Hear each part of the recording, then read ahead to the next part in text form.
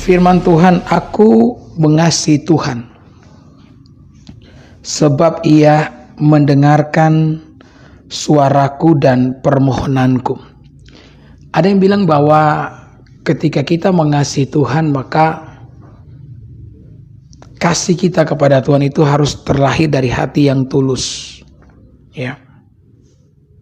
Dimana kita mengasihi Dia bukan hanya karena Dia mendengarkan doa kita atau memberkati kita. Di dalam segala keadaan kita perlu mengasihi Tuhan, ya kan? Dan saya setuju dengan hal ini. Saya tidak meragukan, 1% pun tidak meragukan akan pernyataan ini, bahwa kita harus mengasihi Tuhan dalam segala perkara. Karena kalau kita hanya mengasihi Tuhan ketika kita diberkati, maka tentu saja saudara-saudara, ya, kita tidak akan mengasihi Tuhan selamanya, karena kita tahu bahwa hidup manusia itu tidak selamanya kita di atas puncak, ya. Tidak selamanya kehidupan kita itu diberkati. Kadang kita harus melewati kehidupan yang penuh pergumulan karena Allah memiliki rencana atas kehidupan kita, ya. Dan Alkitab mengatakan bahkan rencana Allah yang baik itu kadang-kadang menyertakan pergumulan lepas pergumulan, ya, dalam kehidupan kita. Sehingga kita harus memiliki satu prinsip, bahwa dalam segala keadaan saya mau mengasihi Tuhan. Sama seperti Daud berkata bahwa aku tidak takut melewati lembah kekelaman sebab Tuhan menyertai aku. Namun ayat yang kita baca ini merupakan sebuah ungkapan hati dari seseorang yang mengalami Tuhan. Jadi kita tidak bisa menyalahkan penulis, ya, untuk Mazmur 116 ini.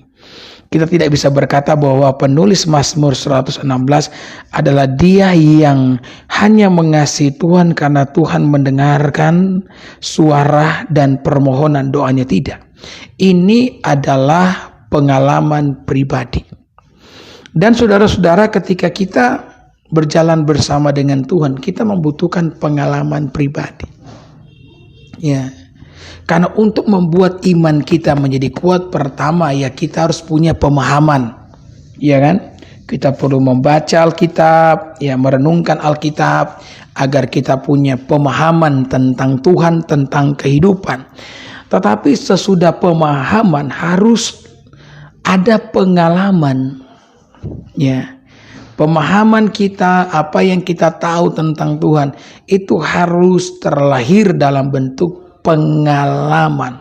Karena pengalamanlah yang akan menguatkan apa yang kita tahu tentang Allah. Jadi kalau kita tidak pernah mengalami Tuhan di dalam kehidupan ini, maka kita pasti akan kurang berakar di dalam Tuhan itu sendiri. Ya, penting bagi kita Bapak Ibu yang diberkati oleh Tuhan memiliki pengalaman bersama dengan Allah. Ya. Dan inilah pengalaman yang dialami oleh penulis Mazmur 116, sehingga ketika dia melewati semua pergumulan kehidupannya dan dia mendapati bahwa dalam rentetan kehidupan yang penuh dengan pergumulan, dia tahu bahwa dia tidak pernah sendiri, bahwa Tuhan selalu mendengarkan suara permohonannya. Maka dari lepas pengalaman itu, dia pun lebih lagi mengasihi dan mencintai Tuhan, ya. Maka saya mendorong nih bagi setiap saudara yang mendengarkan saya, kita sebagai pengikut Tuhan itu harus punya pengalaman, harus mengalami Tuhan agar kita berakar di dalam Tuhan, ya. Agar kita punya kepercayaan diri yang kudus di dalam Tuhan, agar kita itu tidak mudah, iman kita itu tidak mudah digoncangkan, karena kita tahu Tuhan bukan hanya karena berdasarkan apa kata orang, bukan hanya karena berdasarkan apa kata pendeta dari atas mimbar. Kita tahu Dia, kita kenal Dia karena kita mengalami Tuhan. Amin. Yang setuju dengan saya ketik amin, ya. Kita mengenal, kita tahu Dia. Kenapa? Karena kita mengalami Dia. Kekuatan orang yang mengalami Tuhan itu berbeda jauh dengan kekuatan mereka yang hanya tahu Tuhan, ya. Mereka yang memahami Tuhan Dan mereka yang mengalami Tuhan itu beda, saudara. Ada perbedaan. Dan perbedaan itu bagaikan langit dan bumi. Maka tentu saja sekali lagi kita harus mengalami Tuhan. Nah, untuk mengalami Tuhan bagaimana pendeta? Saudara, untuk mengalami Tuhan, maka kita perlu belajar untuk mengandalkan Tuhan. Amin. Hidup kita ini harus berpaut. Hidup kita ini harus bersandar kepada Tuhan. Nah, hidup yang berpaut, yang bersandar, yang mengandalkan Tuhan adalah kehidupan orang percaya yang ketika, perhatikan ini, dia mengalami pergumulan dalam kehidupannya, maka dia akan memanggil nama Tuhan. Kapanpun dia mengalami kekhawatiran, yang dia panggil adalah nama Tuhan. Ya.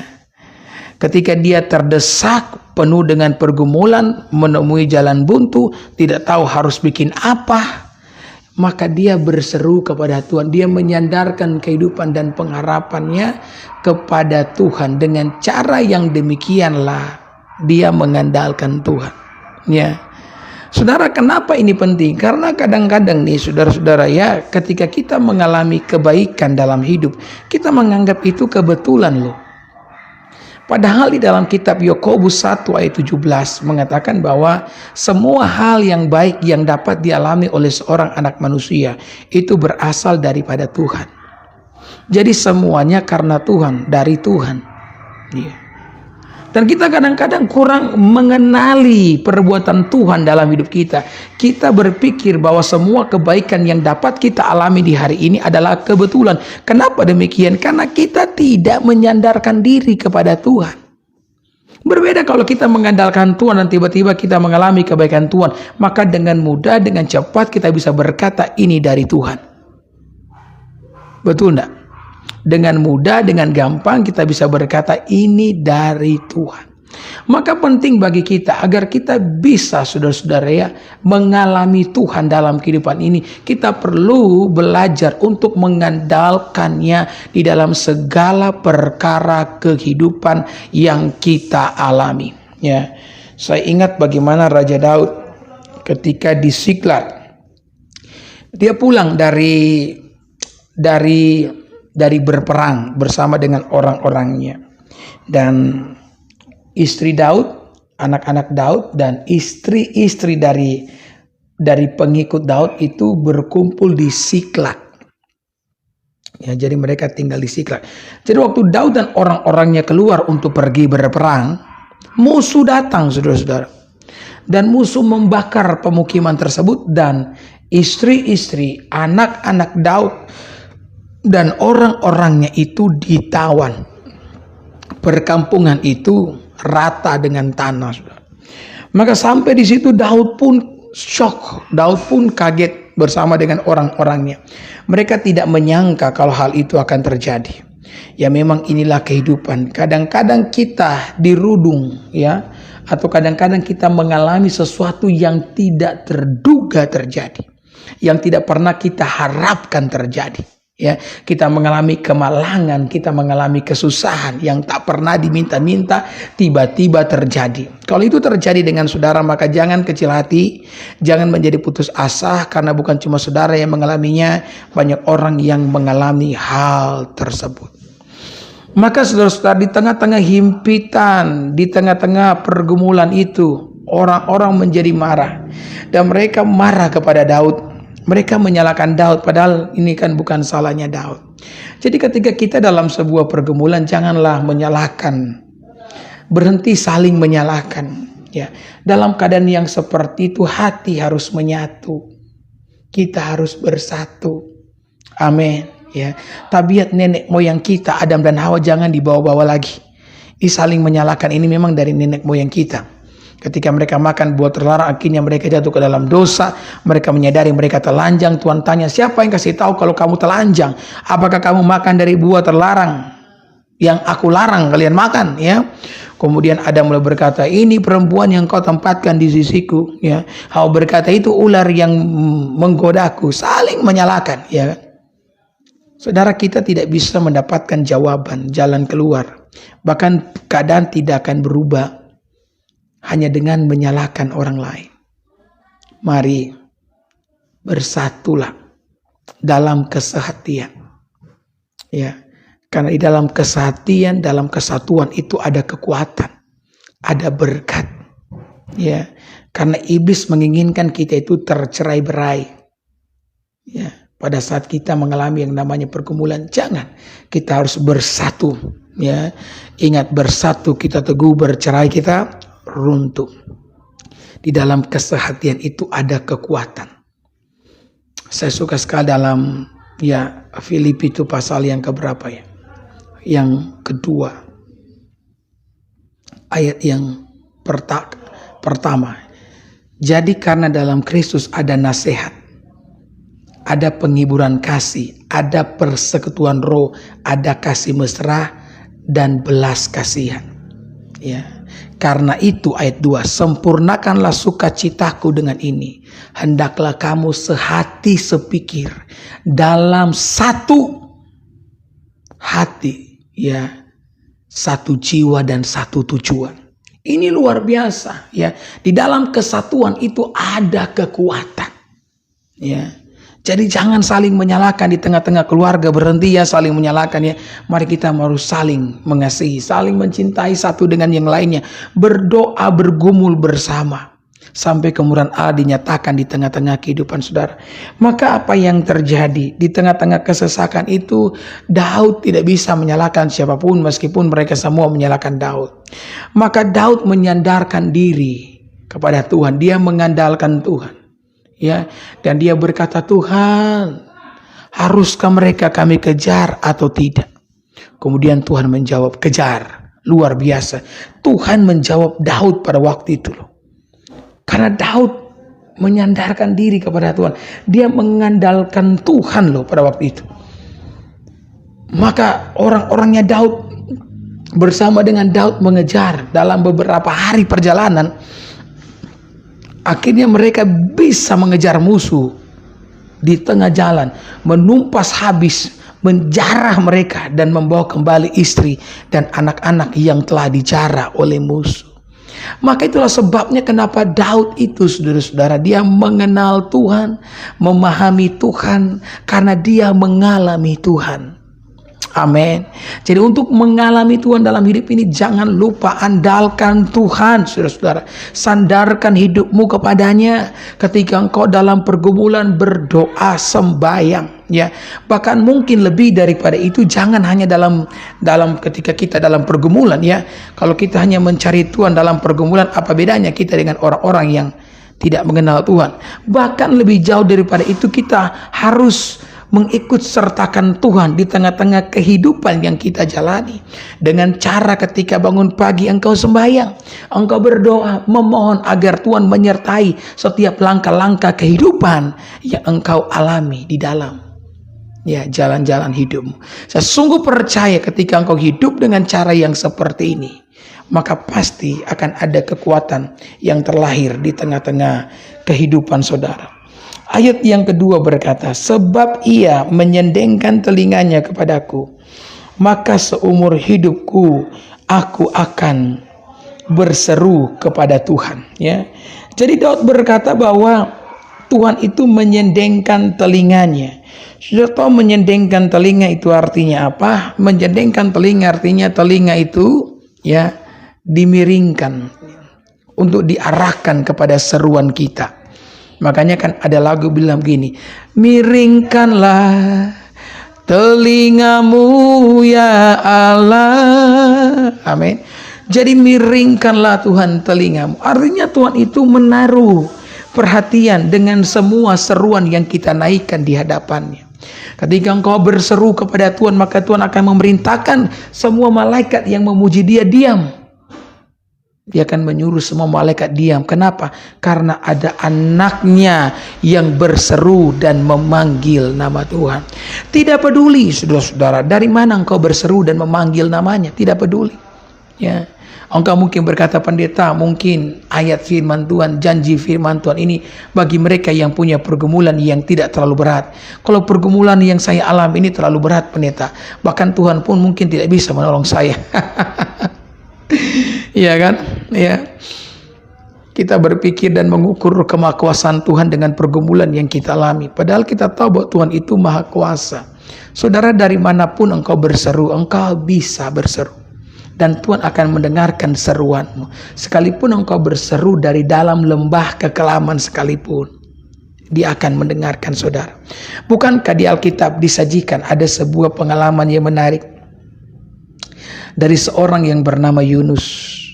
Yunus ini kan dapat perintah Tuhan untuk pergi ke Niniwe, ya, tetapi malah dia pergi ke kota Tarsis.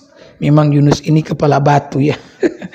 Memang, ya, Yunus ini mewakili setiap kita karena kita juga kepala batu, saudara.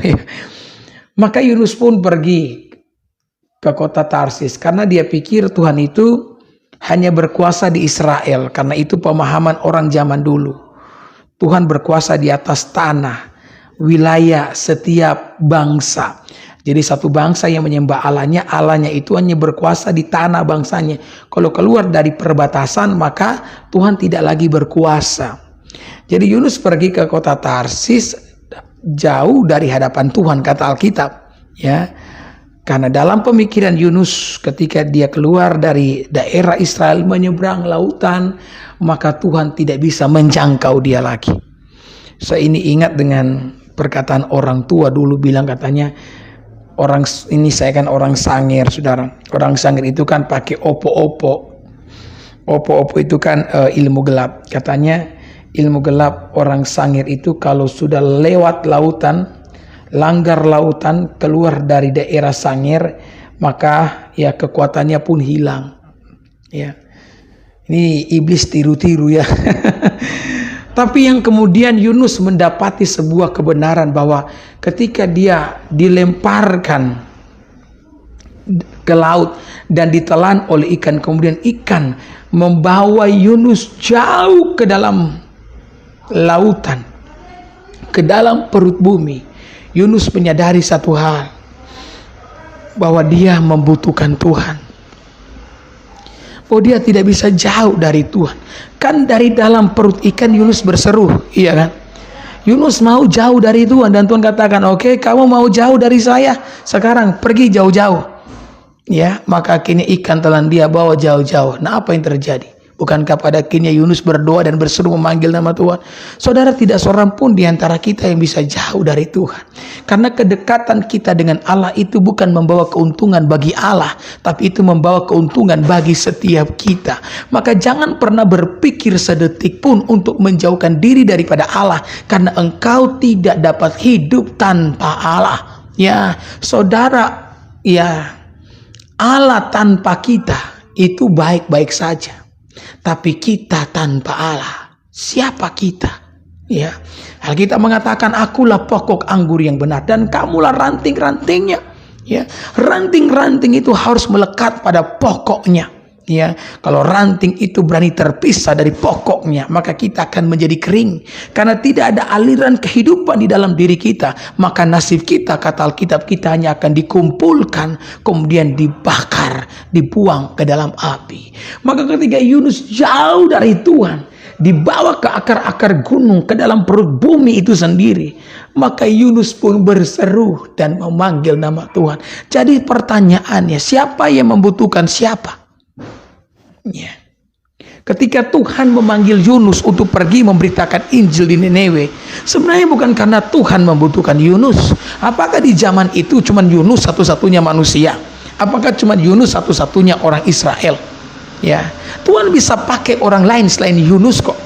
Betul enggak? Ya. Dan saya percaya kenapa Tuhan pakai Yunus, karena Tuhan ingin memulihkan hati Yunus. Karena Yunus itu penuh dengan kebencian kepada orang Niniwe. Orang Niniwe itu orang Asyur. Karena orang Asyur seringkali mendatangkan penderitaan bagi Israel. Jadi bagi Yunus, kalau Tuhan hendak memusnahkan Niniwe, itu lebih baik daripada Tuhan mengampuni mereka. Jadi ketika Tuhan memilih Yunus, tujuan Tuhan agar Yunus tahu bahwa Allah mengasihi bangsa-bangsa. Dan Allah ingin kasihnya itu mengalir melalui kehidupan Yunus. Bukankah kita berbahagia kalau kita menjadi Yunus? Maka dari dalam perut ikan dia berseru kepada Tuhan. Dan apa yang Alkitab katakan? Tuhan mendengar. Ya, maka saya suka ada lagu lama yang berkata, Tuhan ada dan melihat pergumulan yang ku hadapi. Tuhan takkan tinggal diam, ku tak dibiarkan sendiri. Amin. Tuhan ada dan melihat pergumulan yang ku hadapi. Tuhan takkan tinggal diam, ku tak dibiarkan sendiri. Satu-satunya hal yang tak dapat dilakukan oleh Tuhan adalah meninggalkan kita sendiri. Tuhan tidak akan bisa membiarkan kita sendiri. Bahkan Dia rela mati di kayu salib hanya untuk menemani kita. Karena Dia tidak mau kita dilemparkan dan sendirian di dalam penderitaan kekekalan, saudara. Tuhan mengasihi engkau. Dia mencintai engkau. Maka ketika engkau berseru dan memanggil namanya, ya, seruanmu didengarkan oleh Tuhan. Tuhan mendengarkan semua seruanmu. Yunus berteriak, ya.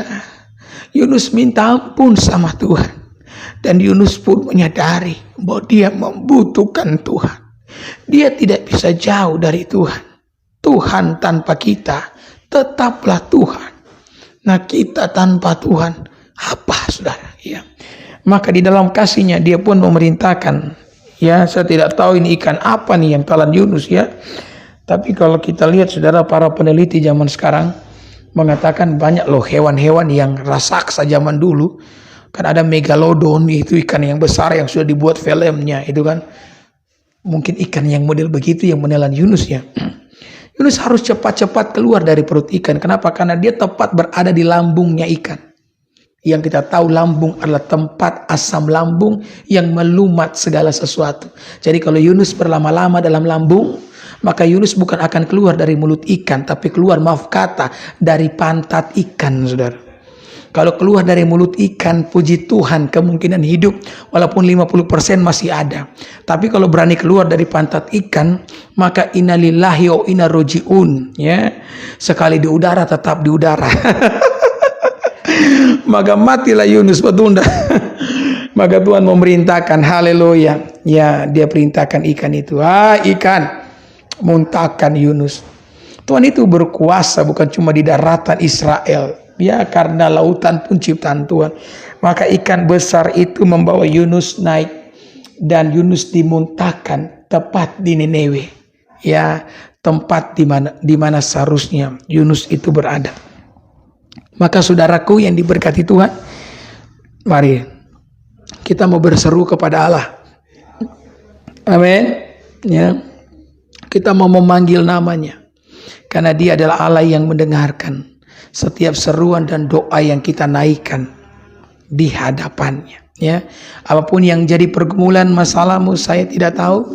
Tapi saya percaya di dalamnya ada campur tangan yang dari Tuhan jadi milik bagian kita. Amin.